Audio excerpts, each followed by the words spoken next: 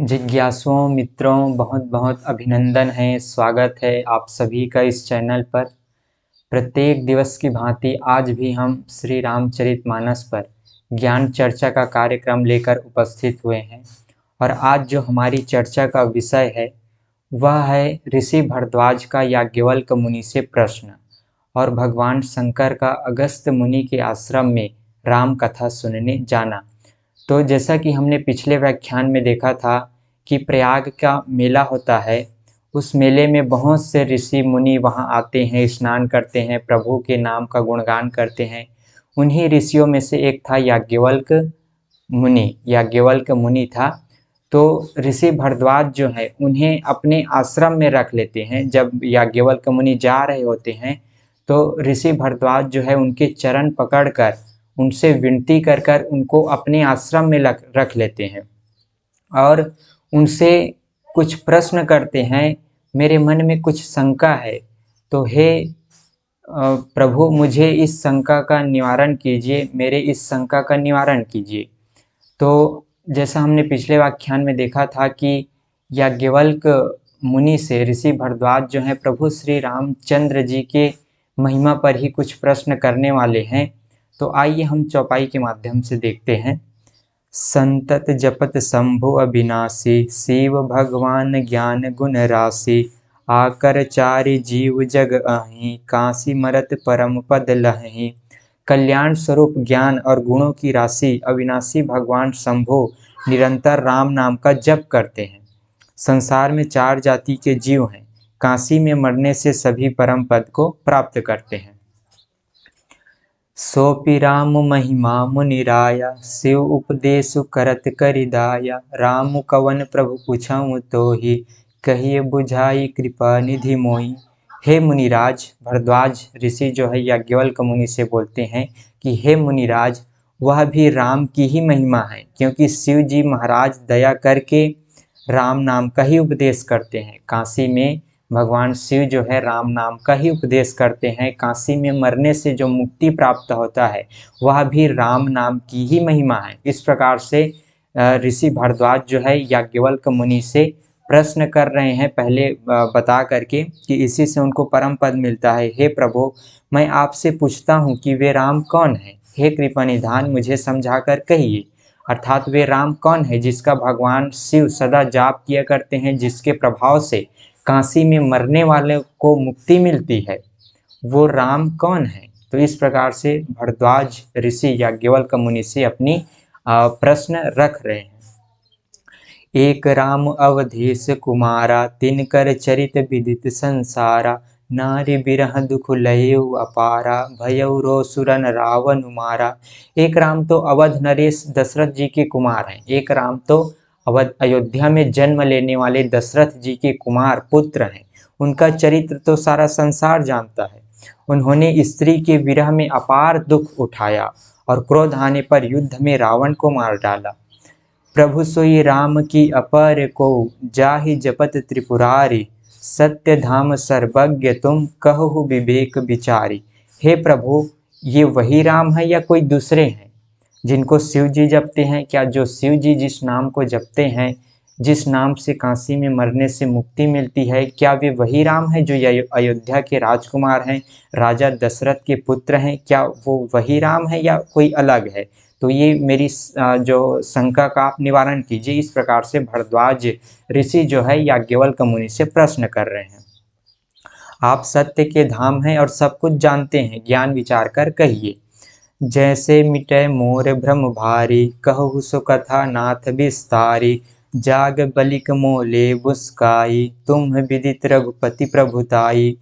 जैसे मिटे मोर भ्रम भारी, कहु सो कथा नाथ विस्तारी। जाग बलिक बोले मुस्काई, तुम ही विदित रघुपति प्रभुताई। हे नाथ, जिस प्रकार से मेरा यह भारी भ्रम मिट जाए, आप वही कथा विस्तार पूर्वक कहिए। इस पर याज्ञवल्क्य जी मुस्कुराकर बोले, श्री रघुनाथ जी की प्रभुता को तुम जानते हो। मुनि याज्ञवल्क्य बोल रहे हैं कि हे भरद्वाज, आप तो श्री राम की प्रभुता को जानते हैं, उनकी महिमा को जानते हैं, फिर भी ऐसे प्रश्न पूछ रहे हो जैसे कुछ नहीं जानते। राम भगत तुम मन क्रम बानी, चतुराई तुम्हारी मैं जानी। चाहु सुनय राम गुण गूढ़ा, किन्नहु प्रश्न मनहु अति मूढ़ा। तुम मन वचन कर्म से श्री राम जी के भक्त हो, तुम्हारी चतुराई को मैं जान गया, तुम श्री राम जी के रहस्यमय गुणों को सुनना चाहते हो, इसी से तुमने ऐसा प्रश्न किया है। मानो बड़े ही मूढ़ हो, तुम जो है मेरे मुख से प्रभु श्री रामचंद्र जी के उस महिमा को, उस कथा को सुनना चाहते हो, इसलिए तुमने ऐसा प्रश्न किया जैसे कुछ नहीं जानते। इस प्रकार से याज्ञवल्क्य मुनि भरद्वाज ऋषि को बोल रहे हैं। तात सुनहु सादर मनु लाई, कहूँ राम के कथा सुहाई। महामोह महिषे सुविशाला, राम कथा कालिका कराला। हे तात, याज्ञवल्क्य मुनि बोल रहे हैं भरद्वाज ऋषि से, हे तात तुम आदर पूर्वक मन लगाकर सुनो, मैं श्री राम जी की सुंदर कथा कहता हूँ। बड़ा भारी अज्ञान विशाल महिषासुर है, ये जो बड़ा अज्ञान है वो महिषासुर है, और श्री राम जी की कथा उसे नष्ट करने वाली काली जी है। जो अज्ञान है, जो हमारे अंदर जो अज्ञान बैठा हुआ है, वही तो महिषासुर है, और जो प्रभु श्री रामचंद्र जी की जो कथा है वही उस अज्ञान को नष्ट करने वाली, अज्ञान रूपी महिषासुर को नष्ट करने वाली देवी काली जी हैं। ऐसा जो है याज्ञवल्क्य मुनि भरद्वाज जी से बोल रहे हैं। राम कथा शशि किरण समाना, संत चकोर करहि जेहि पाना। ऐसे ही संशय किन्ह भवानी, महादेव तब कहा बखानी।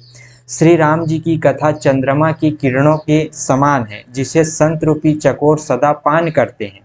ऐसा ही संदेह पार्वती जी ने किया था, जैसा संदेह आज आप कर रहे हैं हे भरद्वाज ऋषि। जो संदेह आज आप कर रहे हैं कि क्या ये वही राम है जो दशरथ जी के यहाँ अवतार लेकर प्रकट हुए हैं, उसके राजकुमार हुए हैं, क्या वे यही राम है? तो ऐसा ही संदेह माता पार्वती ने भगवान शंकर से किया था। तो उसी प्रसंग के माध्यम से फिर जो याज्ञवल्क्य मुनि हैं वो भरद्वाज ऋषि को बताना प्रारंभ करते हैं। माता पार्वती और भगवान शंकर का वही प्रसंग लेकर, वही दृष्टांत लेकर उसको समझाना चालू करते हैं कि क्योंकि ऐसा ही जो प्रश्न है, ऐसा ही शंका है, माता पार्वती ने भी किया था भगवान शंकर से। अपना प्रश्न जो है उनसे पूछा था प्रभु श्री रामचंद्र जी को लेकर, यही प्रश्न उसने भगवान शिव जी से पूछा था, जो प्रश्न भरद्वाज ऋषि जो है याज्ञवल्क्य मुनि से पूछ रहे हैं कि क्या ये वही राम है जो दशरथ के घर में अवतार लिए हुए हैं, उनके राजकुमार बन के जन्म लिए हुए हैं, अवध अयोध्या में के राजकुमार हुए हैं। क्या वही राम है जिनको भगवान शिव जी सदा जाप करते हैं, जिनके नाम जपने से काशी में मरने वालों को मुक्ति प्राप्त होती है? तो ये दोनों एक ही राम है या अलग अलग राम है? तो ये प्रश्न भरद्वाज ऋषि पूछ रहे हैं। तो याज्ञवल्क्य मुनि बता रहे हैं कि ऐसा ही प्रश्न एक समय जो है माता पार्वती ने भगवान शिव जी से किया था। ऐसा ही शंका उनके मन में भी आया था। तो मैं तुमको उसी दृष्टांत का उदाहरण लेकर समझाना प्रारंभ करता हूँ। राम कथा शशि किरण समाना, संत चकोर करहि जेहि पाना। श्री रामचंद्र जी की कथा है चंद्रमा की किरणों के समान है, जिसे संत रूपी चकोर सदा पान करते हैं। ऐसा ही संदेह पार्वती जी ने किया था, तब महादेव जी ने विस्तार से उसका उत्तर दिया था। कहूँ सोमति अनुहारी, अब उमा शंभु संवाद। भयउ समय जेहि हेतु जेहि, सुनु मिटि मिटि ही विषाद। अब मैं अपनी बुद्धि के अनुसार वही उमा और शिव जी का संवाद कहता हूँ, जिसको आप जो है ध्यान पूर्वक सुनो, क्योंकि यही प्रश्न जो है माता पार्वती ने भगवान शिव से किया था। तो भगवान शिव जो है क्या उत्तर देते हैं, उसी कथा के माध्यम से, उसी दृष्टांत के माध्यम से मैं अपनी बुद्धि के अनुसार तुमको समझाता हूँ। ऐसा याज्ञवल्क्य मुनि जो है भरद्वाज ऋषि से कह रहे हैं। वह जिस समय और जिस हेतु से हुआ था उसे हे मुनि तुम सुनो, तुम्हारा विषाद मिट जाएगा, तुम्हारा जो भ्रम है, संदेह है, मिट जाएगा, तुम्हें तुम्हारे प्रश्न का उत्तर मिल जाएगा।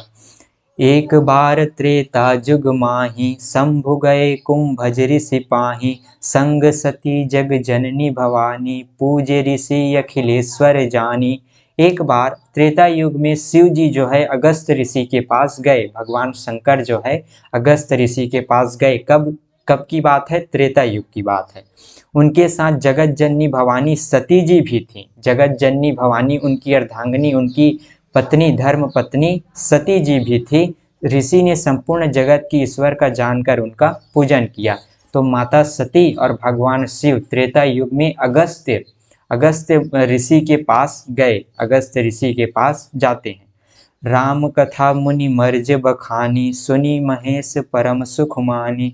ऋषि पूछी हरि भगति सुहाई, कही शंभु अधिकारी पाई। मुनिवर अगस्त्य जी ने राम कथा विस्तार से कही।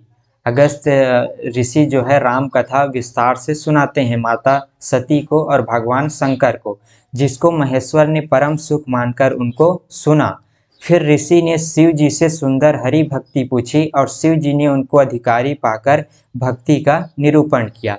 फिर अगस्त्य मुनि जो है, अगस्त्य ऋषि जो है, वो भी कुछ प्रश्न भगवान शंकर से करते हैं, तो उनका भी वो भगवान शंकर निवारण करते हैं, भगवान हरि का भक्ति उनको सुनाते हैं। कहत सुनत रघुपति गुण गाथा, कछु दिन तहाँ रहे गिरिनाथा। मुनि सदा विदा माग त्रिपुरारी, चले भवन संग दक्ष कुमारी। श्री रघुनाथ जी के गुणों की कथाएं सुनते सुनते कुछ दिनों तक वहाँ शिव जी रहे। अगस्त्य ऋषि के आश्रम में कथा सुनते सुनते इस प्रकार कुछ दिन तक भगवान शिव वहाँ रहे। फिर अगस्त्य मुनि से विदा मांगकर शिव जी जो है दक्ष कुमारी सती जी के साथ कैलाश को चले, अब लौट रहे हैं। भगवान शिव जो हैं और माता सती जो है कथा सुनकर, राम कथा सुनकर, अगस्त्य मुनि से राम कथा सुनकर अब वहाँ से उनके आश्रम से कैलाश लौट रहे हैं। तेहि अवसर भंजन मही भारा, हरि रघुवंश लीन है अवतारा। पिता बचन तजि राजु उदासी, दंडक बन विचरत अविनाशी। उन्हीं दिनों पृथ्वी का भार उतारने के लिए श्री हरि ने रघुवंश में अवतार लिया था। ये वही समय की बात है, त्रेता युग में।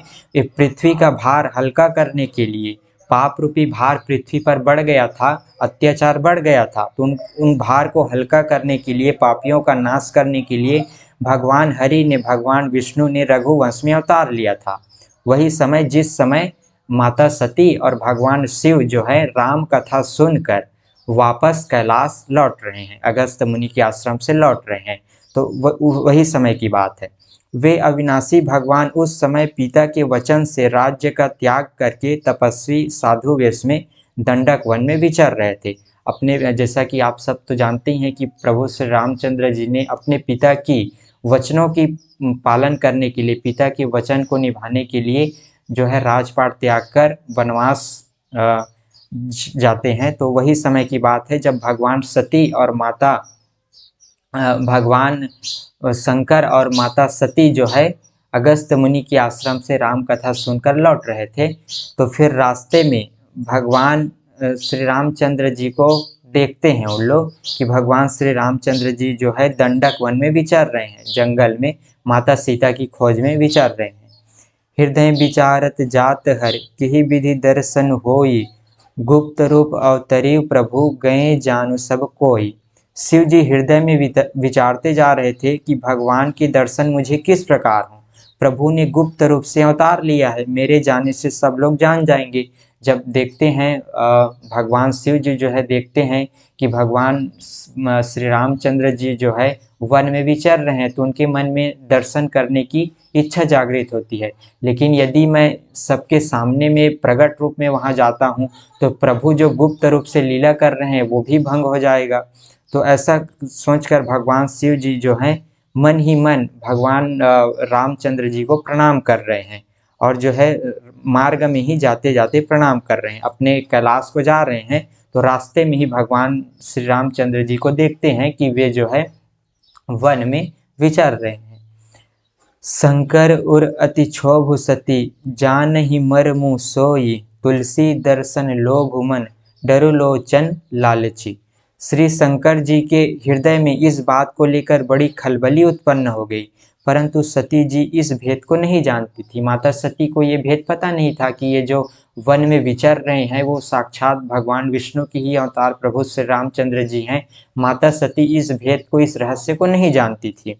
तुलसीदास जी कहते हैं कि शिव जी के मन में डर था, परंतु दर्शन के लोभ से उनके नेत्र ललचा रहे थे। भगवान श्री रामचंद्र जी के दर्शन करने के लिए उनके नेत्र ललचा रहे थे।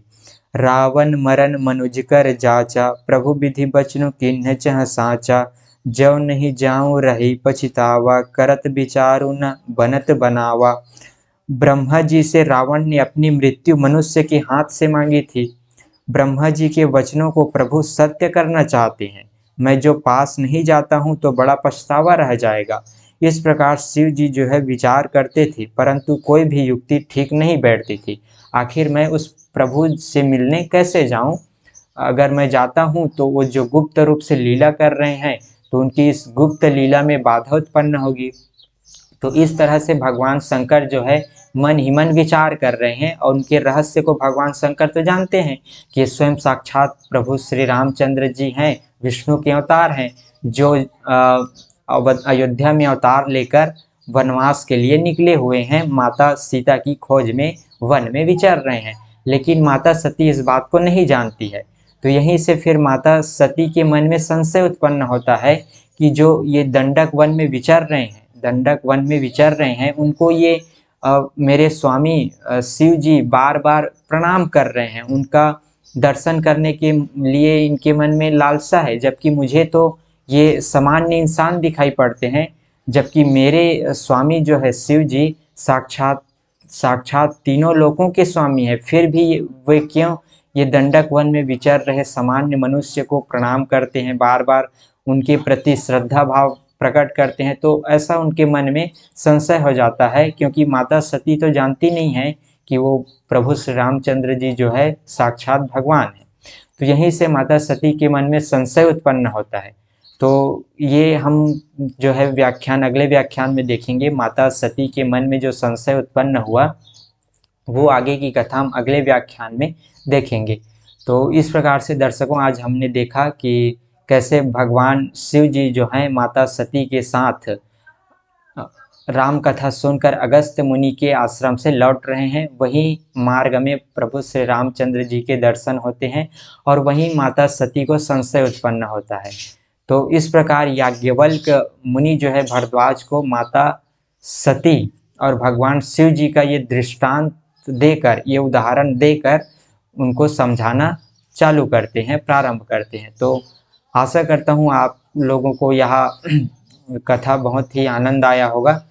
तो इस कथा का सुनने के लिए आप सभी का बहुत बहुत आभार।